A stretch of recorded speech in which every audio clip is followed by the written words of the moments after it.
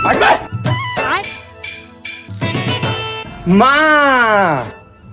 अई आगे बाबू रे। हाँ माँ आगे वो में है कहाँ पर खुश रह बेटा, खुश रहा। अब्बर दिन में आज खाद पियब नहीं रहे काका, दुबरा आगे है। हाँ माँ काय करूँ, वो 12-12 घंटा काम करत रहे वो। अब आगे हो ना घर में, टेंशन मत ले, दबा खाऊं पेट भर खाऊं मस्त तान, फिर हो जाऊं पहली जैसे।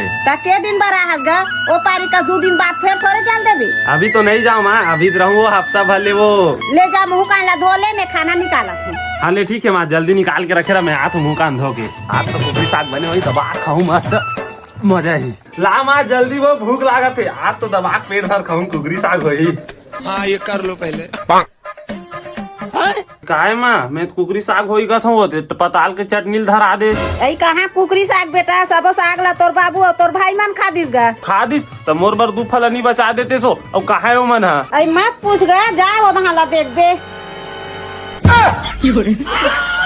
ये दादा अब भाई कहाँ है वो तिल देखना। गोरी लरान गोरी चहना बाबू।